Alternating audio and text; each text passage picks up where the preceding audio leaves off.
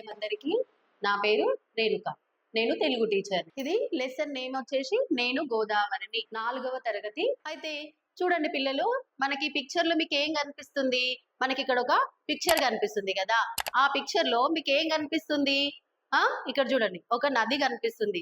అక్కడ నీటిలో ఒక పడవ కూడా ఉంది ఉంది కదా. నీటిలో ఒక పడవ ఉంది. ఇక్కడ నది ఒకటి మనకి ప్రవహిస్తున్నట్టు కనిపిస్తుంది. అయితే లెసన్ నేమ్ వచ్చేసి ఏంటిది? నేను గోదావరిని, నేను గోదావరిని. మీరు ఎప్పుడైనా గోదావరికి వెళ్ళారా పిల్లలు? గోదావరి చూసారా?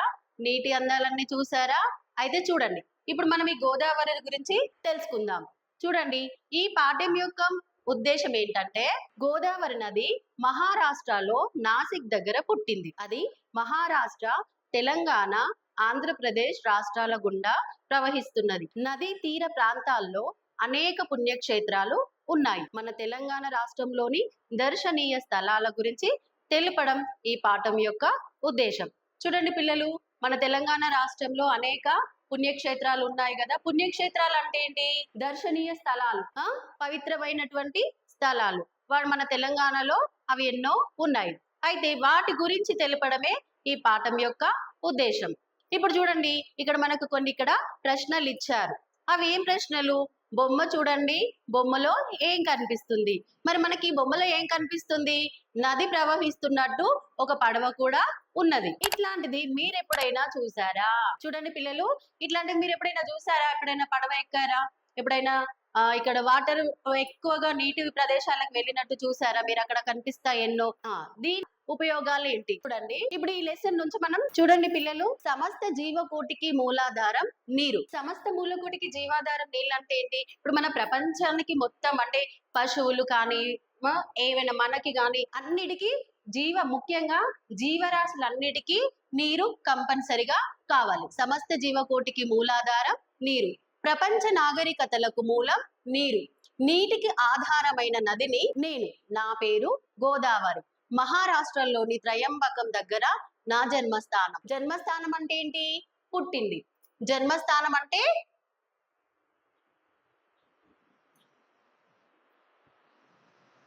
పుట్టుక. హిమాలయాల్లో పుట్టిన గంగా నది వలనే ఎక్కువ దూరం ప్రయాణం చేసే దక్షిణ భారతదేశ నదిని. చూడండి పిల్లలు, ఏం చెప్తుంది ఇక్కడ? సమస్త జీవకోటికి మూలాధారం నీరు. అసలు మనం నీరు లేకుండా ఉండగలుగుతామా? లేదు కదా. పశువులు గాని, చెట్లు గాని, ప్రతి ఒక్క జీవరాశి కంటే జీవించడానికి ఖచ్చితంగా నీరు కావాలి. కాబట్టి సమస్త జీవకోటికి మూలాధారం నీరు. ప్రపంచ నాగరికతలకు మూలం నీరు. అన్నిటికీ నీరు కావాల్సిందే. రైతులు పంటలు పండించడానికి, మనం త్రాగడానికి, పశువులు త్రాగడానికి, మన ప్రతి అవసరం తీరడానికి కూడా నీరు కావాలి. నీటికి ఆధారమైన నదిని నేను, నా పేరు గోదావరి.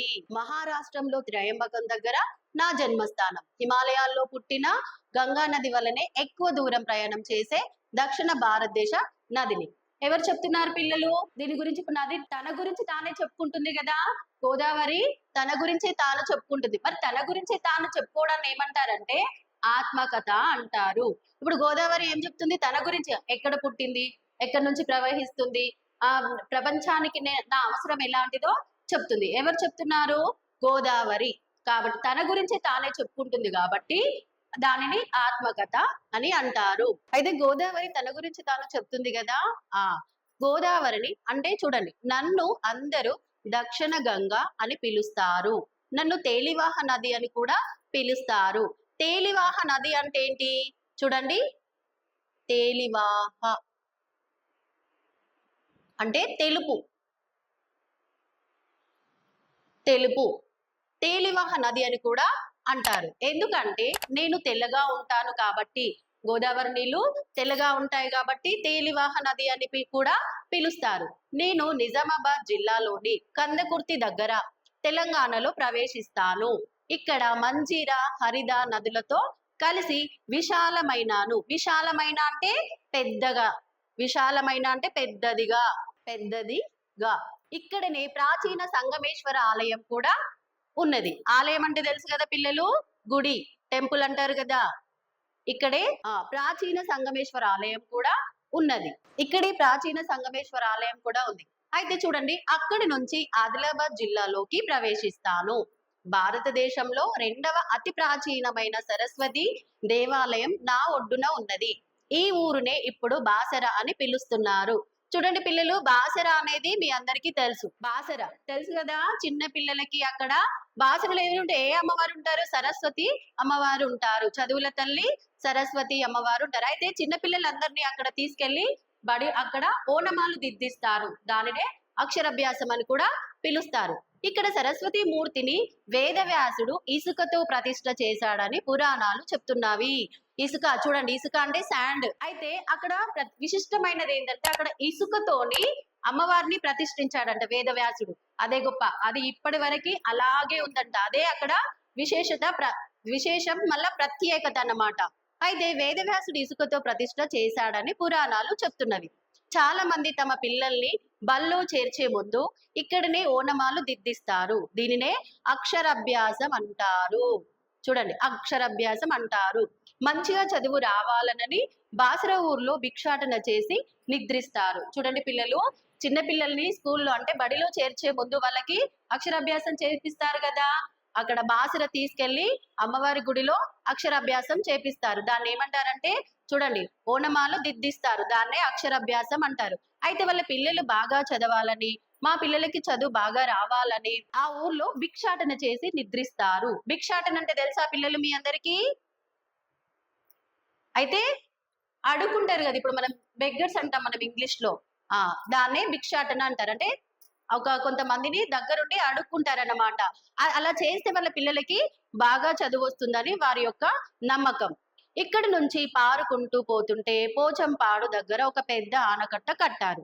దీనిని శ్రీరామ్ సాగర్ ప్రాజెక్ట్ అని కూడా పిలుస్తారు. నాకు జాలి దయ ఎక్కువ కదా, అందుకే రైతుల కష్టాలు తీర్చడానికి నేను ప్రవహిస్తున్నాను. చూడండి, నిజానికి గోదావరి నది అంటే చాలా పెద్ద నది. గోదావరి అనేది, గోదావరి నదికి జాలి దయ అనేటివి ఎక్కువ అంట. ఎందుకంటే రైతుల కష్టాలు తీర్చు. మరి రైతులకు ఎలాంటి కష్టాలు వస్తాయి చెప్పండి? ఇప్పుడు మనకి పంటలు పండాలంటే ముఖ్యంగా ఏం కావాలి? నీరు కావాలి. పంటలు పండాలంటే ముఖ్యంగా మనకి ఏం కావాలి? నీరు కావాలి. ఆ నీరుని మనకి గోదావరి నుంచి ఆనకట్టల ద్వారా రైతులకు కూడా నీరు దొరుకుతుంది. కాబట్టి రైతులకు కూడా ఎలాంటి ఇబ్బందులు రాకుండా ఉంటుందన్నమాట. పిల్లలు ఇక్కడి నుంచి పారుకుంటూ పోతుంటే పోచంపాడు దగ్గర ఒక పెద్ద ఆనకట్ట కట్టారు. దీనిని శ్రీరామ్ సాగర్ ప్రాజెక్ట్ అని కూడా పిలుస్తున్నారు. నాకు జాలి దయ ఎక్కువ కదా, అందుకే రైతుల కష్టాలు తీర్చడానికి సిద్ధపడి పంట పొలాలకు సాగునీరైనా ఊళ్ళో వాళ్లకు తాగునీరైనా. చూడండి పిల్లలు, సాగునీరైనా తాగునీరైనా అంటే ఏంటి? సాగునీరైనా అంటే రైతుల కష్టాలు అంటే రైతుల అవసరాలు తీర్చడం, తాగునీరు అంటే మనకు తాగడానికి అవసరాన్ని తీర్చడం. అయితే అక్కడి నుంచి మెల్లగా నిర్మల్ జిల్లా సరిహద్దుల్లో గల బాదనకుర్తి వద్ద ఏడుగా చీలి సప్త గోదావరిగా అంటే చూడండి పిల్లలు, ఏడు సప్త గోదావరిగా అంటే ఏడు. జగిత్యాల జిల్లాలోని ధర్మపురి దిక్కుగా ప్రవహిస్తున్నాను. ధర్మానికి ప్రసిద్ధమైన ధర్మపురి అతి పురాతనమైన ఊరు. 2000 సంవత్సరాల చరిత్ర కలిగిన ఊరు. ధర్మపురి మహిమ కలిగిన నారసింహ క్షేత్రం. ఇది వేద పండితులకు, కవులకు, కళాకారులకు నిలయం. చూడండి పిల్లలు, అక్కడ నుంచి మెల్లగా నిర్మల్ జిల్లా సరిహద్దుల్లో గల బాదనకుర్తి వద్ద ఏడుగా చీలి అంటే గోదావరి నది ఏడుగా చీలి అంటే సప్త గోదావరిగా జగిత్యాల జిల్లాలోని ధర్మపురి దిక్కుగా ప్రవహిస్తున్నాను. ధర్మపురి గురించి అందరికీ తెలిసే ఉంటది కదా పిల్లలు.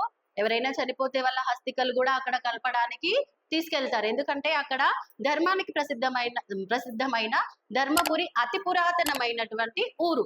2000 సంవత్సరాల చరిత్ర కలిగిన ఊరు. అక్కడ మహిమ కలిగినటువంటి నారసింహ క్షేత్రం. ఇది వేద పండితులకు, కళాకారులకు నిలయం. ఓకే పిల్లలు, థ్యాంక్ యూ.